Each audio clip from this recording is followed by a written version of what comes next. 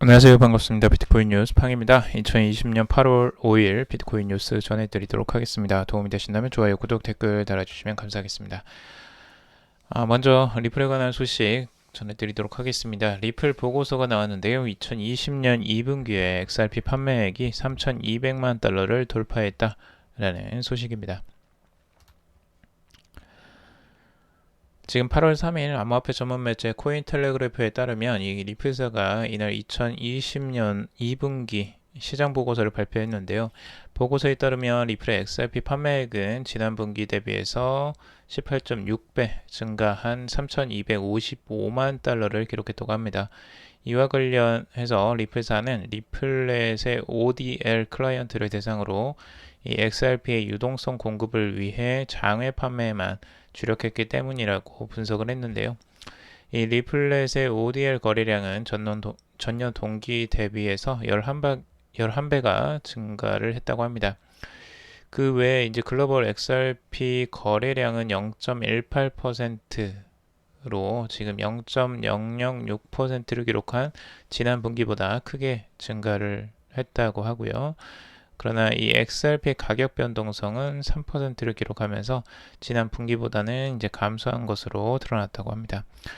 네, 가격 자체적으로는 실제적으로 과거에 더 변동성이 이제 컸었고 지금 변동성이 이제 좀 작은데 최근에 이제 조금 이제 상승을 하는 모습들이 나오면서 좋은 모습을 보여주고 있죠.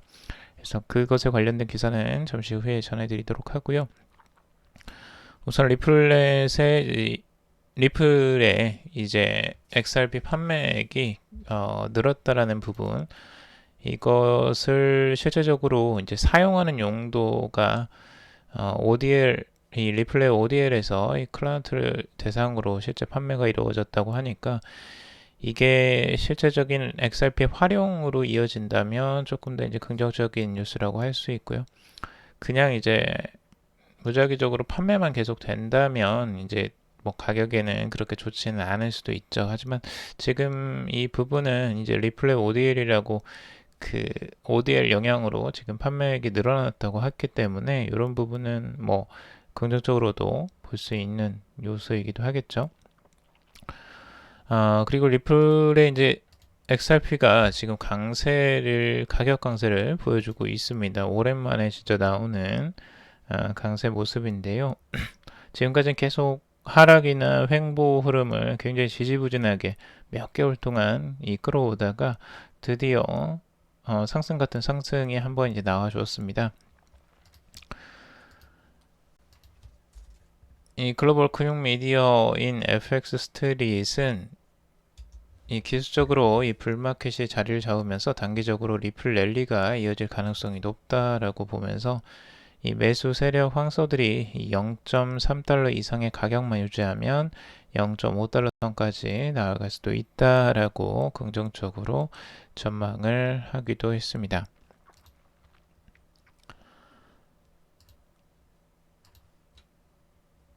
그리고 특히 이 암호화폐 리서치 회사인 블랙파이어의 기술 분석 책임자는 이 트위터를 통해서 리플은 현재 기술적으로 장기 강세 신호를 보내고 있다라고 보고 있는데요. 장기적으로 3배 이상 상승할 수 있는 진짜 기회를 얻었다라고 하면서 리플이 매크로블런을 눈앞에 두고 있다라고 말을 하기도 했습니다. 그 근거로 이제 나오는 게 이 트렌드 라인을 깨고 올라가는 이 모습, 여기에서도 이 라인이 있는데 이 라인을 이제 깨고 상승하는 모습들을 지금 보여주는 것들을 좀 더 이제 긍정적으로 기술적 분석에서는 긍정적으로 바라보고 있는 것 같습니다.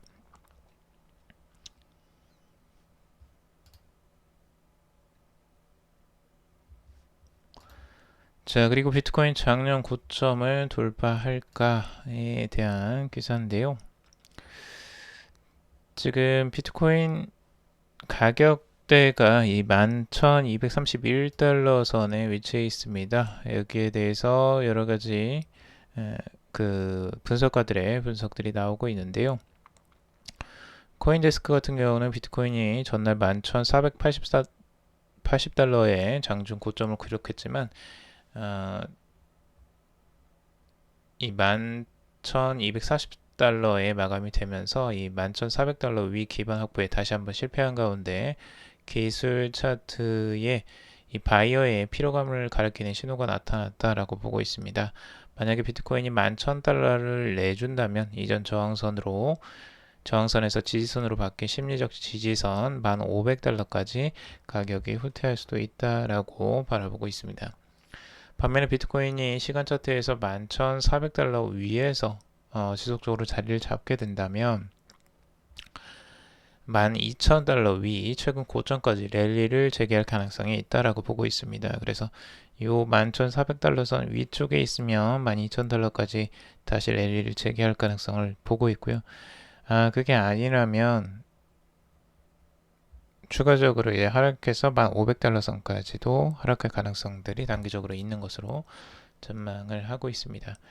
그리고 OKX 소속 애널리스트 네오는 비트코인이 강력한 지지선인 1,500달러 선만 유지한다면 상승 추세가 지속될 수 있다라고 보고 있습니다. 하지만 주초 11,500달러 선까지 반등하지 못한다면 하락세로 돌아설 수 있다라고 하면서 반등 성공 시에는 12,000달러를 테스트할 가능성이 있다라고 분석을 하고 있습니다. 그리고 지금 tradingshot.com 애널리스트 분석에 의하면 이 비트코인이 1,500달러를 지켜낼 수 있다면 2019년 최고가인 14,000달러를 향해 나아갈 수 있다라고 긍정적으로도 전망을 하기도 합니다. 자, 그리고 그라운드 X 미 월드페이가 지금 크레이튼의 거버넌스 카운슬에 합류를 했다라는 소식이고요. 이 30번째 회원사가 되었다고 합니다. 지금 블록체인 플랫폼 클레이튼의 이 거버넌스 카운슬에 이 월드페이가 들어왔는데요. 이 카카오의 자회사죠. 그라운드 X는 이 자체 개발한 클레이튼의 공동 운영체인 거버넌스 카운슬의 월드페이가 합류했다고 밝혔습니다. 월드페이는 이 미국 금융정보 기술업체인 피델리티 내셔널 인포메이션 서비스 자회사라고 하는데요. 이번에 거버넌스 카운슬 멤버로 합류함에 따라서 이 클레이튼 플랫폼의 기술과 사업, 운영, 관리뿐만 아니라 이 합의 노드 운영에도 참여를 하게 된다고 합니다. 또한 블록체인 기반 옴니채널 결제 솔루션을 제공해서 이 클레이튼 생태계 활성화에 주력할 예정이라고 합니다. 작년 6월에 이 클레이튼 메인넷과 동시에 공개된 거버넌스 카운슬은 이 정보기술, 통신, 콘텐츠, 게임, 금융 등 각 산업을 대표하는 이 30개의 글로벌 기업으로 구성이 되어 있다고 하고요. 그라운드 X 플랫폼 서상민 그룹장은 이 전자결제 시장을 이끄는 월드페이와 함께 블록체인을 활용한 다양한 결제 시스템 솔루션 발굴에 매진할 것이다 라고 말을 했습니다. 그래서 지금 이 클레이튼의 거버넌스 카운슬도 계속 이제 확대가 되고 있는데요. 여기 보시면 아시겠지만 굉장히 다양한 업체들이 이미 들어와 있긴 합니다. 뭐 카카오는 당연히 있고 셀트리오, 뭐 GS샵, 안랩도 있고요. 그리고 뭐 SK 네트워크스도 있습니다.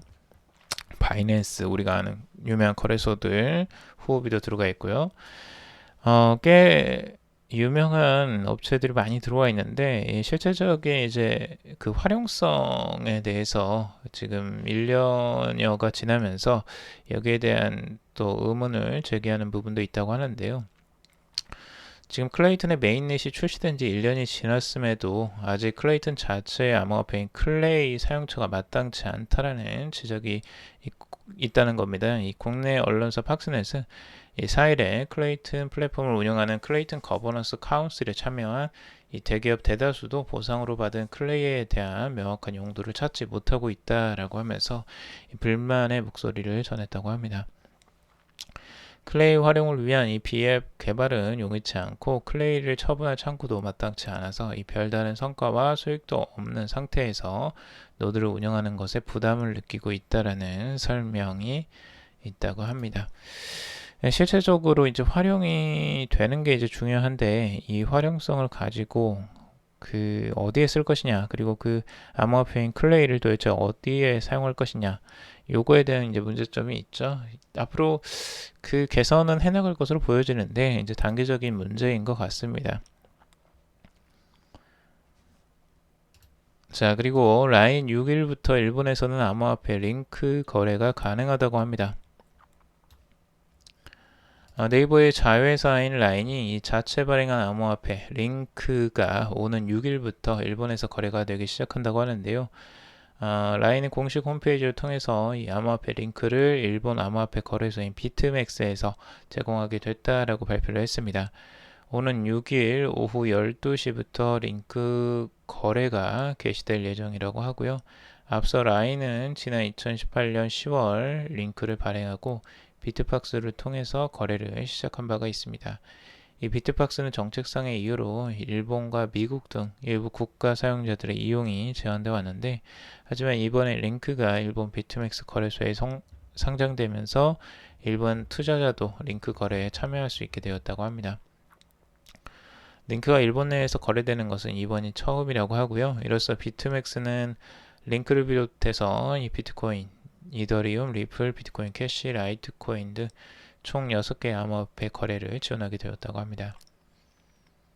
그리고 네이버 자회사인 네이버 비즈니스 플랫폼은 이 블록체인 게임 유통사 플레이뎁의 게임팟 서비스를 제공하기로 했다라고 합니다. 게임팟은 네이버 클라우드 플랫폼 서비스 중 하나로 이 게임 운영에 필요한 푸시 알림, 어뷰즈 관리, 그리고 키워드 쿠폰, 공지사항, CS 관리 등 고객사가 운영 중인 모든 게임을 관리할 수 있는 환경을 제공한다고 합니다. 플레이뎁은 이 블록체인 기술을 바탕으로 아이템 마켓을 제공하는 게임 서비스 플랫폼인데, 현재 국내외 게임사와 파트너십을 맺고 다양한 장르 게임에 블록체인 기술을 접목시키는 이 블록체인 게이머 프로젝트를 진행 중이라고 합니다. 자, 일본에서 지금 이 라인이 굉장히 많은 이제 점유율을 가지고 있죠. 거기에 이제 링크 코인이 이제 그 거래가 시작된 건데요.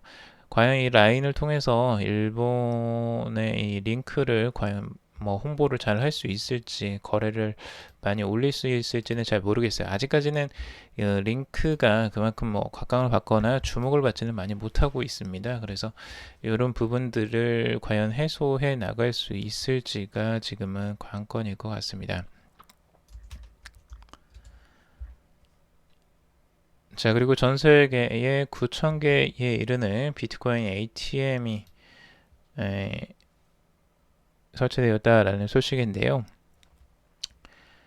비트코인의 ATM기가 꾸준히 증가세를 겪고 있다고 합니다. 전 세계적으로 약 9,000개의 비트코인 ATM이 설치가 되었다고 하는데, 특히 미국은 비트코인 ATM 수가 가장 많고 캐나다와 영국이 그 뒤를 이었다고 합니다. 크립토커런시 ATM 추적 사이트에 따르면 현재 71개국의 크립토커런시를 구매하거나 판매할 수 있는 8,947개의 크립토커런시 ATM 기기 및 21만 1,239개의 BATM 위치 정보를 제공하고 있다고 합니다. 7월에는 비트코인 ATM 수가 8,490개에서 8,919개로 증가했다라고 공식 발표를 했는데, 544개의 새로운 비트코인 ATM 기기가 설치가 되었지만 115대의 기기가 가동 중단되면서 총 429대의 기기가 순 증가했다라고 밝히고 있습니다. 미국은 이 비트코인 ATM의 수가 꾸준히 증가세를 이어가고 있는데, 미국에서는 현재 6,879대의 기계가 있으며 대부분 로스앤젤레스, 시카고, 마이애미, 휴스턴 및 애틀랜타에 위치를 하고 있다고 합니다. 캐나다는 816개의 비트코인 ATM로 2위를 차지했으며 대부분 토론토, 몬트리올, 밴쿠버에 위치를 하고 있다고 합니다. 그래서 꾸준히 지금 비트코인의 ATM 기기의 설치 대수가 계속 늘어나고 있다는 건 그만큼 비트코인을 가지고 지금 사용하는 인구가 늘어나고 있다는 반증이기도 하겠죠. 그래서 그런 이제 성장세가 계속 이어지고 있는 부분들을 볼 수가 있습니다. 자, 그리고 이더리움 업그레이드 앞둔 이 최종 테스트넷을 가동했다라는 소식입니다. 이더리움 2.0 업그레이드를 앞둔 마지막 시험판인 이 메달라 테스트넷이 이 4일 오후에 가동에 들어갔다고 크립토 브리핑이 보도를 했습니다. 메달라 테스트넷은 금년 11월 1월에 예정된 이 이더리움의 업그레이드인 이더리움 2.0 메인넷 출시를 앞둔 총연습이라고 간주가 되는데요. 기사에 따르면 이 테스트넷은 실제 가치를 다루지 않으며 이 확인 작업에 참여하는 노드들의 보상을 제공하지 않는다고 합니다. 아무래도 테스트넷이니까 이제 그러는 것 같고요. 이더리움 2.0은 이더리움의 확장성과 효율성을 개선하고 사용자들에게 스테이킹 서비스를 제공할 것으로 알려지고 있습니다. 실제 테스트넷이 이더리움 2.0의 주요 기능을 실제로 작동하는지 이제 시험하는 과정이기 때문에 이 과정이 굉장히 중요한 과정이라고 할 수 있고요. 이게 제대로만 돌아간다면 이제 메인넷 출시도 확정적이 될 수 있습니다.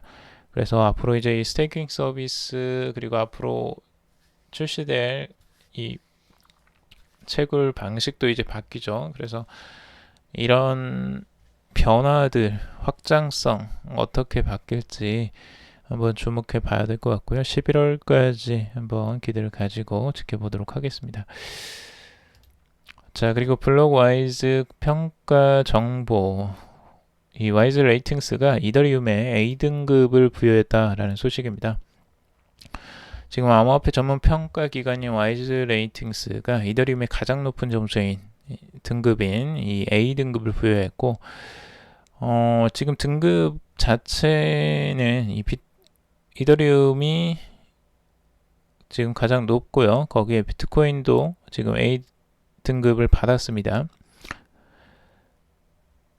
지금 암호화폐 C 플러스 이상인 코인은 총 14개 코인이 들어가 있는데요. 먼저 이더리움이 A, 그리고 비트코인이 A, 그리고 카르다노 A다가 B입니다. 그리고 스텔라 루멘이 C 플러스, 그리고 테조스가 C 플러스, 대시가 D 마이너스, 지캐시 B 마이너스, 라이트코인이 B 마이너스, 그리고 비트코인 SB가 D 플러스, 리플은 B 마이너스입니다. 그리고 아이오타 B, 그리고 모네로 C 플러스, 디크레드 C, 그리고 디지바이트 C 플러스로 평가를 지금 하고 있습니다. 지금 C 플러스 이상 등급 코인 중에 이더리움, 비트코인, 스텔라 루멘, 라이트코인, 비트코인, SV, 리플 등 6개 코인은 국내 4대 거래소에 모두 지금 상장이 되어 있는 상태고요. 각자 뭐 등급이 매겨지긴 했는데 이 등급이 이제 글쎄요 크게 의미를 가질 수 있을지는 한번 지켜봐야 되겠습니다. 자, 그리고 퀀트 스탬프에서 지금 카르다노를 이더리움 다음 가는 스마트 컨트랙트 플랫폼이라고 평가를 했는데요. 이 블록체인 감사 업체인 퀀트 스탬프 관계자들이 이더리움 다음으로 가는 스마트 컨트랙트 플랫폼으로 카르다노 에이다의 셸리 하드포크를 언급했다고 합니다. 8월 3일 이 암호화폐 전문 미디어 코인텔레그래프에 따르면 이 퀀트 스탬프 최고 경영자 리처드만은 이 카르다노가 이더리움 2.0 못지않게 훌륭하다라고 평가를 하고 있습니다. 이어 퀀트 스탬프 커뮤니케이션 매니저 제이 해릴은 카르다노는 셸리 덕분에 경쟁사인 테조스를 제치고 사용자 측면에서 이더리움의 뒤를 이어 2위를 차지하는 스마트 컨트랙트가 될 것이다 라고 전망을 하고 있습니다. 퀀트 스탬프 관계자들에 앞서 다른 업계 관계자들도 카르다노를 긍정적으로 평가를 했다고 하는데요. 지난해 카르다노 개발사 IOHK의 최고 경영자인 찰스 호스킨스는 카르다노가 빠른 속도로 발전 중이다 라고 언급을 하기도 했다고 합니다.